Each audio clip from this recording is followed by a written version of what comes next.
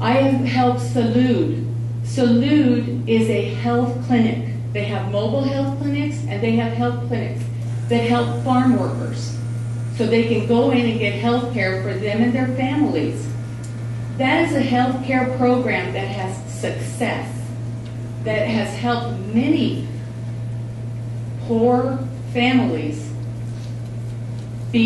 have accessibility to health care. Those are the kind of programs that are helping right here in our own community. I have raised or helped raise over $100,000 for cancer research.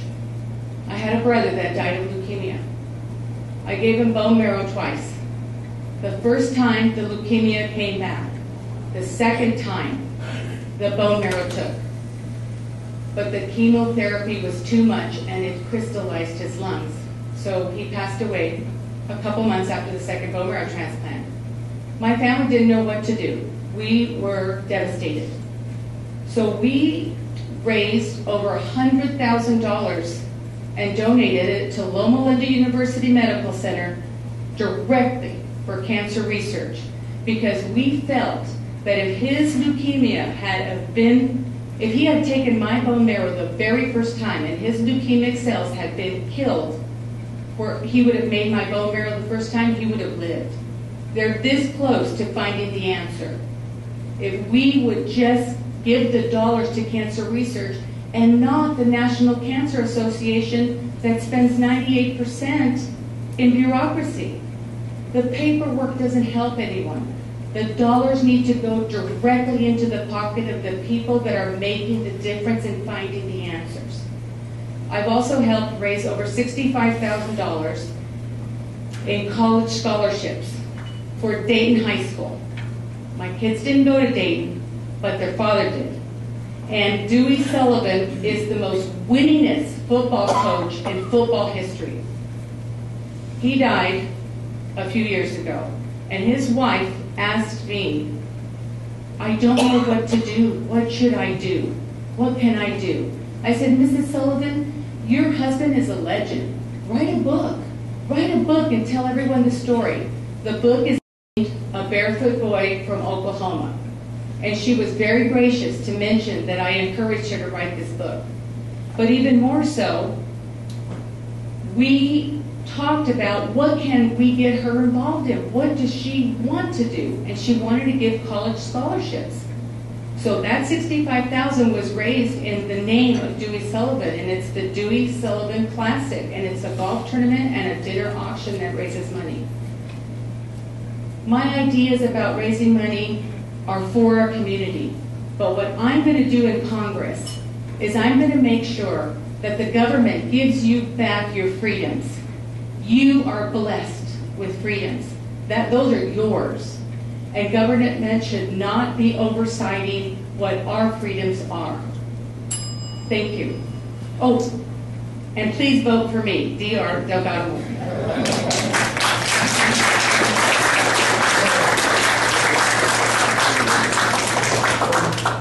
I invite the other candidates back up here with your cards.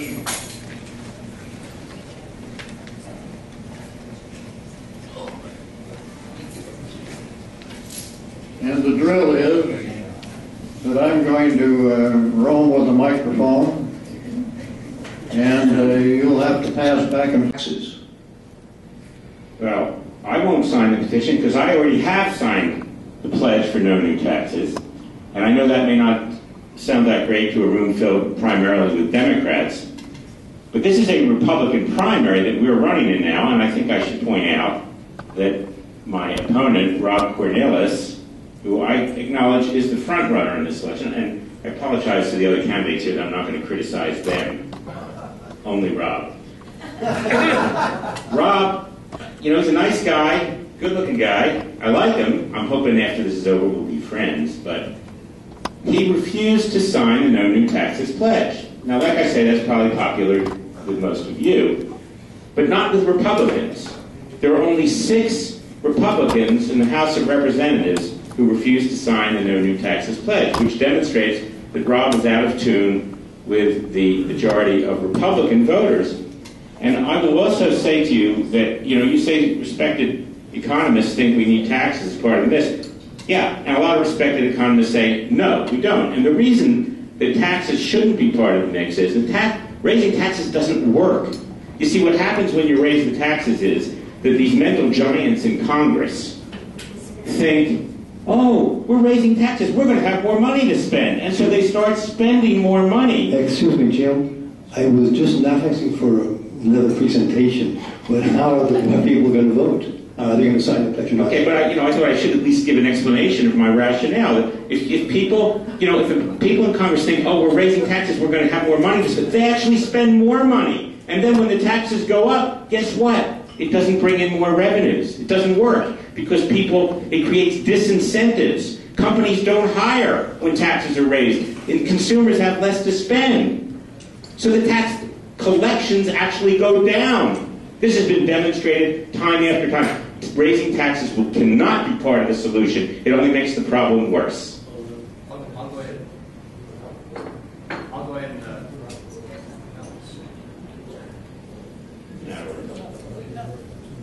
I'd like to answer the question as it was asked. I'll answer the question directly. I have not signed any such pledge, because I don't let other people put words into my mouth. I'm my own man, and I'll be an independent voice in Congress. Obviously, I'm running as a Republican. I'm a registered Republican, have been ever since I was old enough to vote. But I'm not going to allow someone to tell me how to act in Congress. And I do think, as I mentioned earlier, that mega corporations that are getting around the tax code because they have resources that small businesses in Oregon do not have, if by eliminating loopholes they now have to pay taxes that they are skipping and that small businesses are not skipping, if you call that a tax increase, please. That's not a tax increase. That's a fair tax system.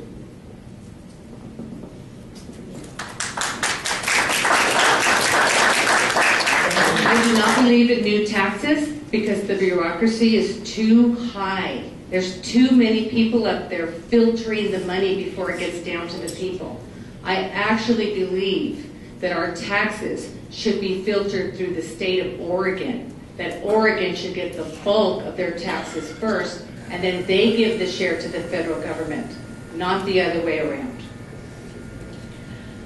I'm Lisa Michaels, and like I said when I did my presentation, Ronald Reagan said something to Ken, I don't have my notes in front of me right now, but government will spend all the money that it gets. We cannot raise taxes. Ronald Reagan himself proved that this specious idea that if you raise taxes, you're actually going to increase revenues to the government is completely false and wrong. It's a false premise. So I would be happy to sign a no new taxes pledge, because I believe that we individuals, each one of us in this room, have a better idea of how we're going to spend our hard-earned money than the government bureaucracy does. Government has been growing like a leviathan, like I told you. It just keeps eating and eating and sucking out the liberty and preventing us from doing what our founding fathers said, to pursue life, liberty, and the pursuit of happiness. So yes, I would sign anything that says I will not raise taxes, because that is the wrong solution. I'm Lisa Michaels. My name is Pavel Gorun. I'm for, if somebody read my flyers, same flyer, same statement will be in water pamphlet. My statement is no more taxes. We pay too much income in property taxes. I have planned to create million jobs without raising taxes. People pay too much taxes. Where your money go? Or why government spend so much billion dollars to country where people say death America? Or why government subsidize many big company? Or why government spend $1 billion to Africa and other country to feed children? They know many women there making children because they know government, American will help them. No more taxes. Thank you. What other What other question do you have? I find it interesting that we've had a lot of talk about taxes and whatnot, but that's not the important issue to me. Do any of you know there's a war going on? You're right. Taxes also important because it's your money. You asked about war, yeah? My point is, war started in 2001 on base of Iraq has some weapons of mass destruction. I think government statement was right because if somebody will say I will come tomorrow to inspect your house, sure you will remove from your house any evidence. But nobody talk about it. About war in Iraq, I blame media. So many young guys dying in Iraq because media care more about civilian deaths than our soldiers. Okay, like I said, my cousin was murdered by the terrorists, and so I have a personal opinion about this. We celebrated when we went into Afghanistan, my family, because we wanted to go out and kill the people and make them pay with justice because they had attacked us. They had attacked us in the World Trade Center in 1993 when my cousin was in the building. He said it took 3 hours to vacate the building, and I think that's why he didn't get out in time. We did not do anything. We were not attacking them when the USS Cole was attacked. We were not attacking them when they bombed the Kobar Towers. We were not attacking them when they, when the Kenya and Tanzania was attacked, when our embassies were attacked in Kenya and Tanzania. They have been attacking us just as Condoleezza Rice said. These Islamic terrorists have been attacking our country for years. They've been at war with us, and we have not been at war with them. The only thing these maniacs understand is power, is force. So we had to go in there. It was the right thing to do. And we eviscerated a lot of what is going on over there. We were in a war, you guys might remember, way back about 62 years ago, it's a world war, in Germany and in Japan. Do we still have bases in Germany and Japan? I'd say yes. My brother, who served as a lieutenant commander in the Navy, was stationed at one of them in Japan. So I don't think it's wrong for us to continue to have a presence in such a dangerous part of the world. But yes, I do believe that we found Osama bin Laden and that much of our mission has been accomplished, and that with the consent and the advice of the commanders on the ground, we do need to pull out as soon as possible, and that leaving a presence so that we can maintain and make sure that they do not restart their war against us and then come and murder more people in our town. As you may remember, there was a terrorist, Mohammed, who tried to kill our own citizens here in Portland, down at the Christmas tree celebration in Pioneer Square, just a few blocks from here. Do we really want to risk that? My good friend from high school, Bob Woodruff, who was the news reporter, he was the anchor for ABC News, he went over there and he was reporting on it. He got hit by an IED and nearly killed. My brother was sitting in his office in Oklahoma City. This is not Islamic, but it's terrorism nevertheless, and was injured when the Oklahoma City bombing happened. I have been very affected by this, and this is not something that we should take lightly. And I'd like you to please consider that. Well, I think you might like my answer to this better than some of the other answers, but see, I say we need to dramatically cut government spending, and we can cut Pentagon spending by hundreds of billions of dollars included in that, and this is how we do it. I was one of the only Republicans, probably one of the only commentators in the country when I was on the radio in 2002 that was opposed invading Iraq. Now, we had to go into Afghanistan after September 11th, obviously. But I don't know why we went into Iraq. They didn't attack us. And they weren't being governed by an Islamic extremist. They were being governed by a brutal dictator, but he didn't give a rip. He didn't have any religious agenda, and he wasn't going to attack the United States. So we spent $1 trillion there, and how many thousands of young Americans have been killed over there, more than were killed on September 11th. So, same thing in Afghanistan now. We've been fighting in Afghanistan for 10 years. It only took us 4 years to beat the Nazis. What's going on? Why are we still there? Now, this doesn't mean that I don't recognize a threat from Islamic extremism. There is a threat. It's a severe threat. But you don't solve that problem by invading and occupying and rebuilding entire nations. We're bankrupting our treasury, and it's not making us any safer. It's just turning those people against us, which creates more terrorists. So the way we do it cost effectively is to infiltrate more covert operations, infiltrate the terrorist networks, capture and kill them. That doesn't cost trillions of dollars. More special forces. And just one last thing about the defense. What you can say to countries like Afghanistan or Yemen or Sudan, any of these countries, you say, Afghanistan, you want to be ruled by the Taliban? That's your problem. We don't care who rules you. That's not our business. But we'll keep bases in the area, and if you allow terrorists to operate there, we're going to take them out, and we're going to take you out. You don't need to occupy the country with 100,000 troops to do that. This gentleman has his hand up, so I'll make it brief because I know he's got a question. Give credit where credit's due. We've eliminated masterminds, the terrorist masterminds, in recent months. So I give credit to President Obama and those who work with him, having accomplished that important task. The wars in Afghanistan and previously in Iraq, as has been mentioned, have been very costly to our country. We are a war-weary country right now.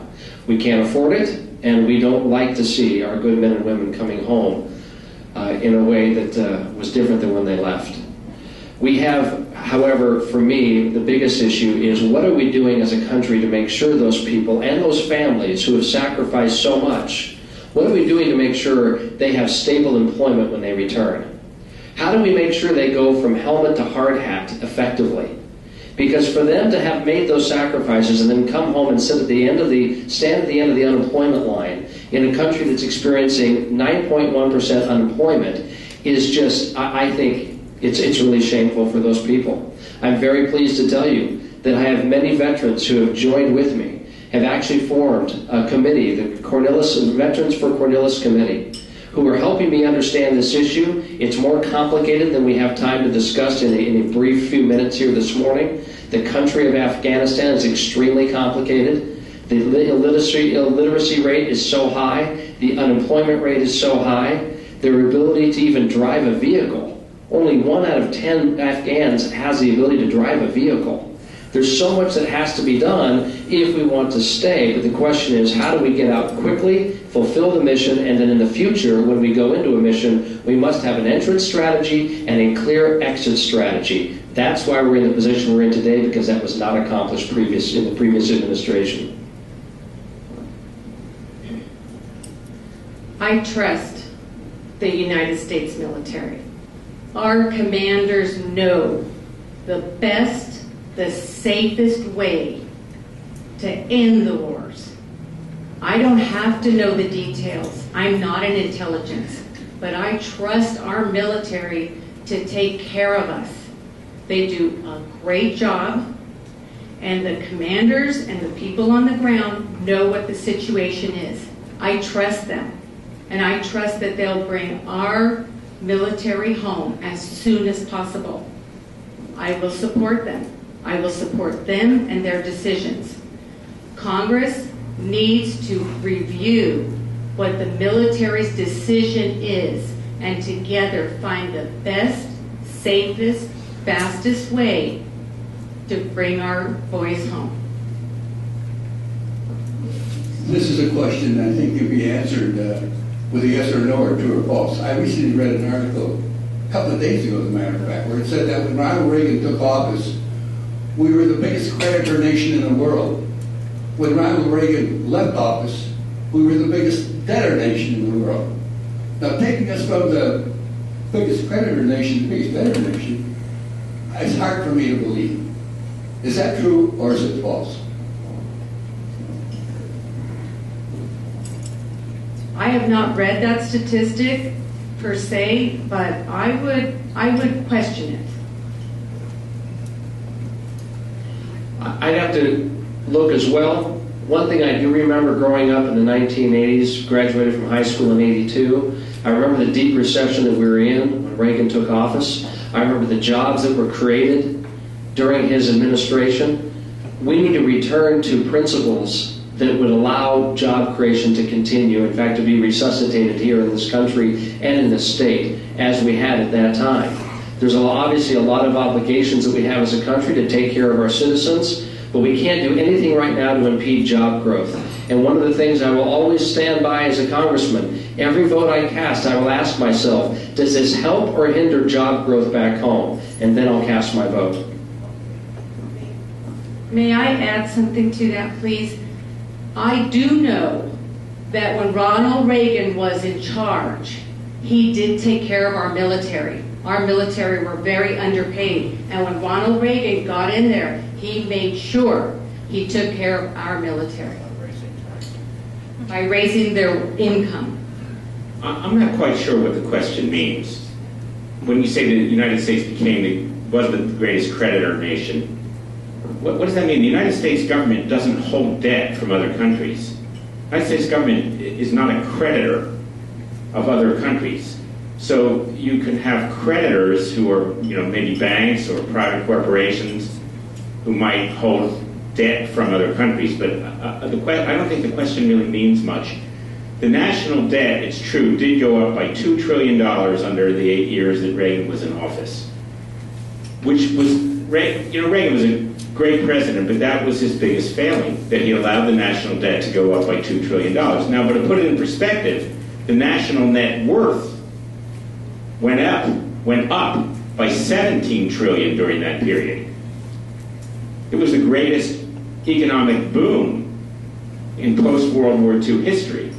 20 million jobs were added. So Reagan's policies of limiting government, cutting taxes, freeing up the free enterprise system were spectacularly successful overall. By way of contrast, by the way, the debt went up $2 trillion under Reagan's 8 years. In the 2.5 years of Barack Obama, the national debt has already gone up by $4 trillion and is climbing by billions of dollars a day. Those policies have been an absolute disaster.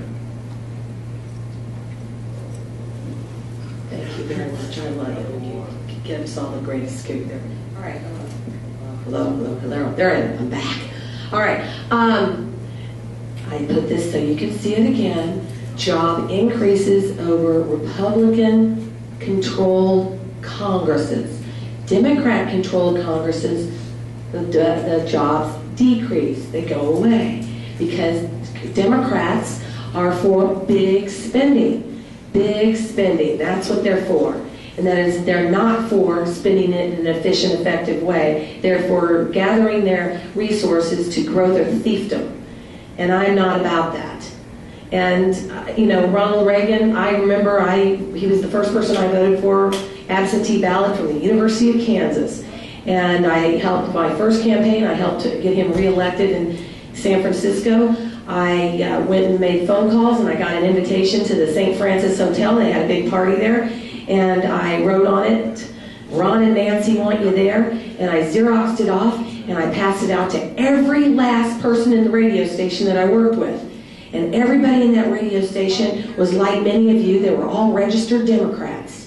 So I wasn't very popular. The only other person who was a Republican in the entire radio station was our general manager.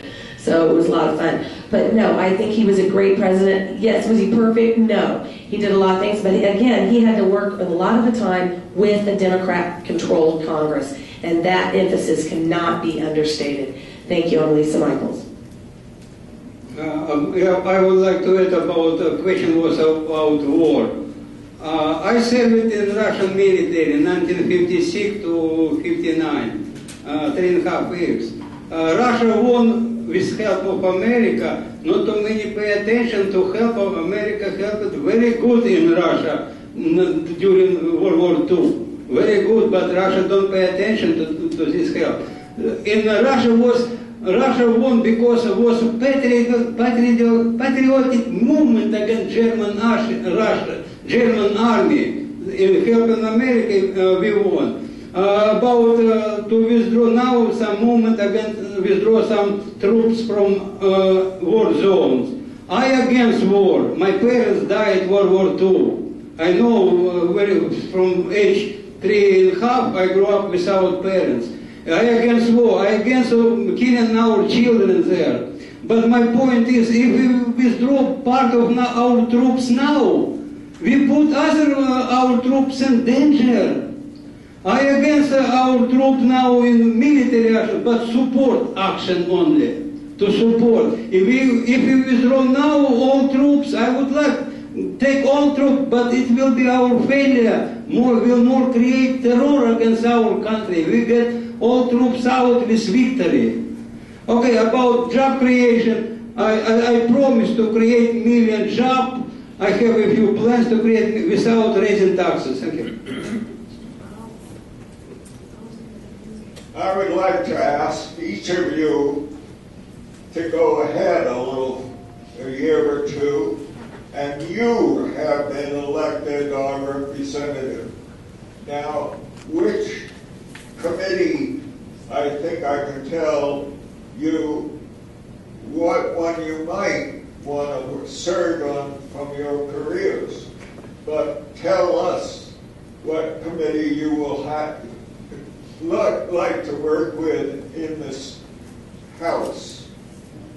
Good question. I ran for office because I said Constitution United States abused. Take a look why former immigrant, I deeply take care about Constitution. When President United States, U.S. Senate appointed United States judges in United States Attorney, it is not check and balance. It's not separation of power. It is a rape of Constitution in the United States. Judges and attorneys not depend on government. In government, defend themselves, appoint. They must be elected. Therefore, many judges, I file many complaints against state and federal judges for violation Constitution, violation code of ethics, government employee. But my own complaint was dismissed. I many times wrote a letter to Senator White and he ignored me. Therefore, I will try to be committee on judiciary committee and budget committee, because I want count your taxpayers' money. You want us to go back over so we kind of scoop around, or I'll just go. All right, whatever. I'm Lisa Michaels, and Ways and Means. I want to take a child, buzzsaw to a lot of agencies that I think are superfluous and are damaging our country. Beginning with the Environmental Protection Agency, that is destroying our logging industry. It's destroying so much of what we find that is so wonderful about here in Oregon. If we can't stop them, they are coming up with, an amoeba that is, needs to be protected. And these lawyers, they get paid even if they lose the lawsuit on behalf of some esoteric, supposedly endangered species. We've got to get rid of that. It's Marxism. All of this global warming stuff has been proven to be a fraud, and it's just an attractive front for communism, and we got to stop that. So I would cut a lot of these agencies. I would cut the Department of Education. Has done nothing but make our scores for our kids drop every year, year after year. We have lost the basic fundamental essence of what made this country great and what makes all of us individuals great. It's our honesty, our integrity, our belief in the Almighty. All of these things are on attack from these Marxist organizations with the pretty little front of being environment, save the planet. Aren't we powerful because we can save the planet by using the right kind of bag or driving the right kind of car? It's ridiculous, it's arrogance, and we need to stop it. No, Ways and Means, I think, would be the most efficient one for me to handle that. Thanks.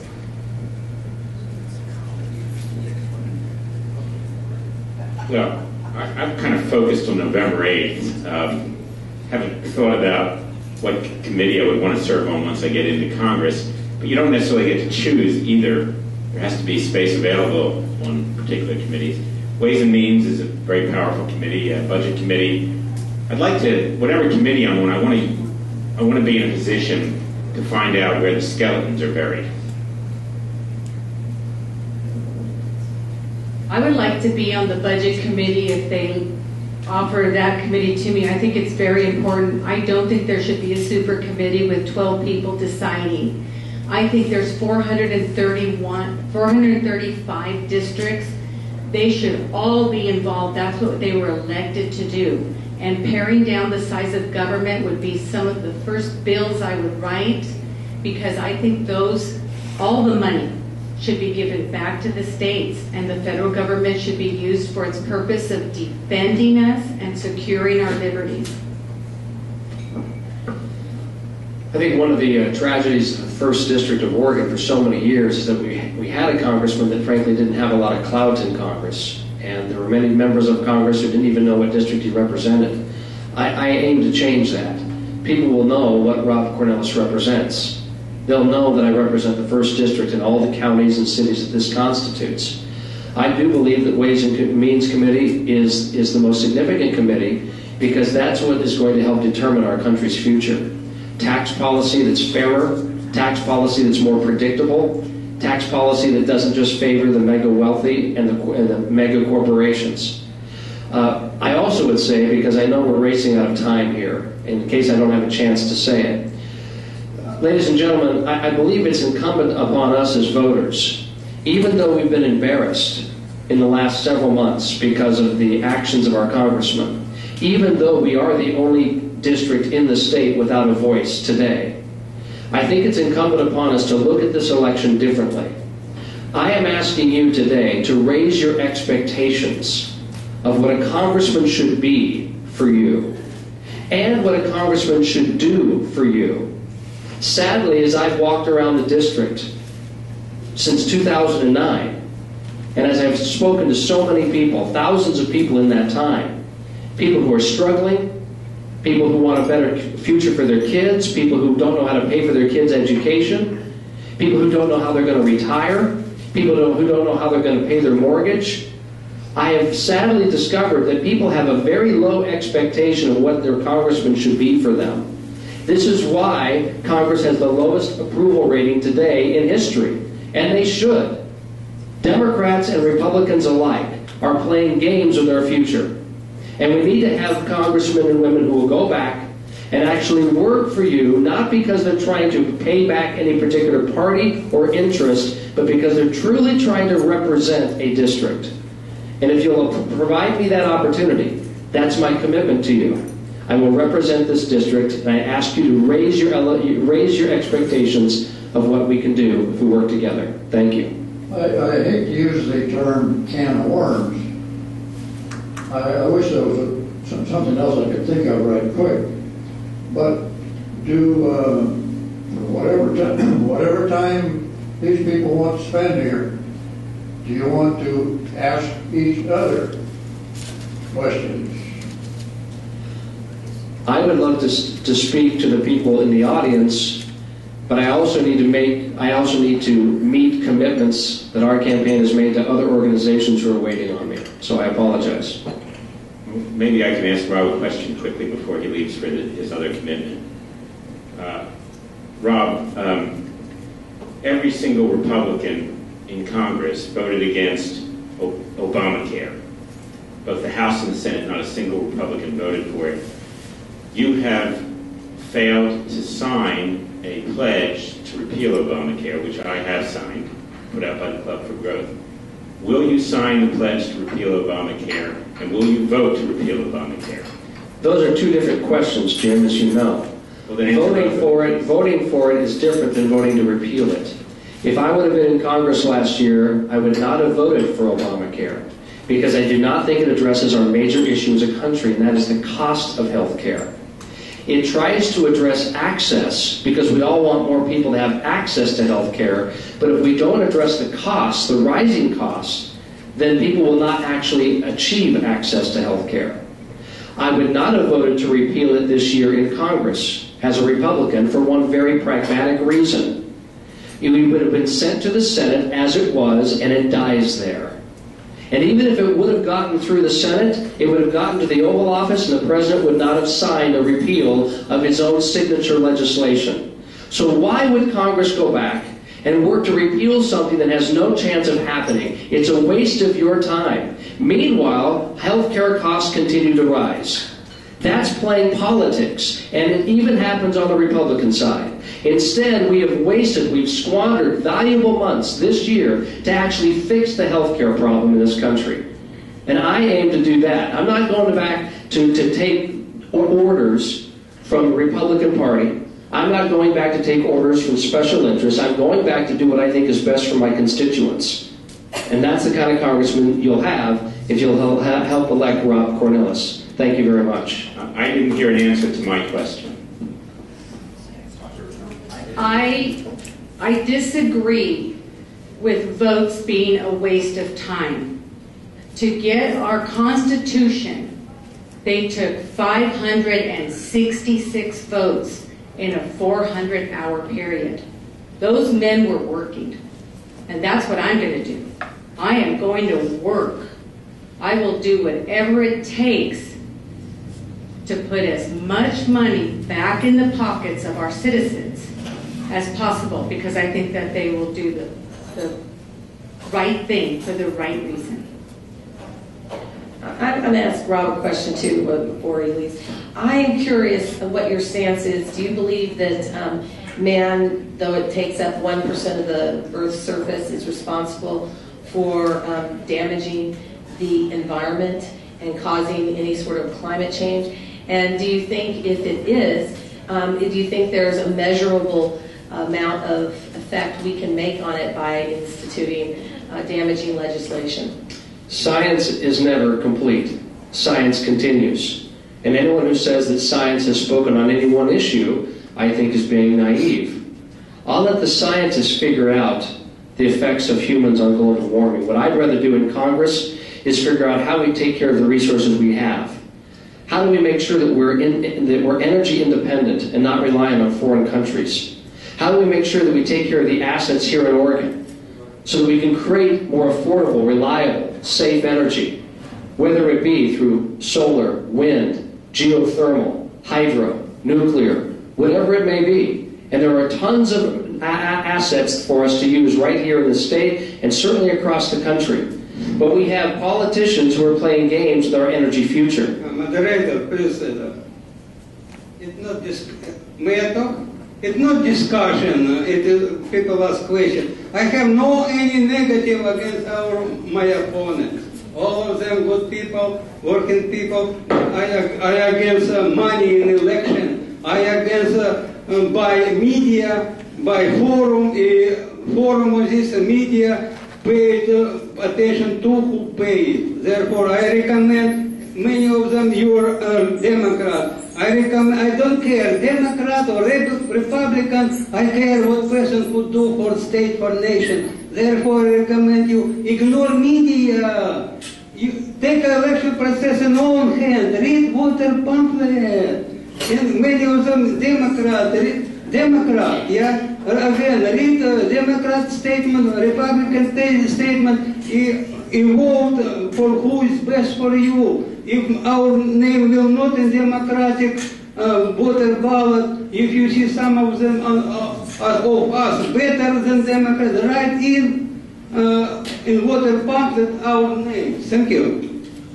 I think that we've got a pretty good flavor of these candidates, and again, I want to thank Jim, Delinda, Lisa, Val, Rob, all for coming and saying their piece and answering our questions.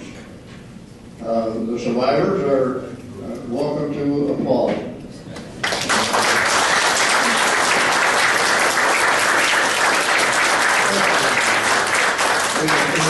In this venue next Saturday, 8 Democrats. I don't know how we're going to do it, but it'll be different.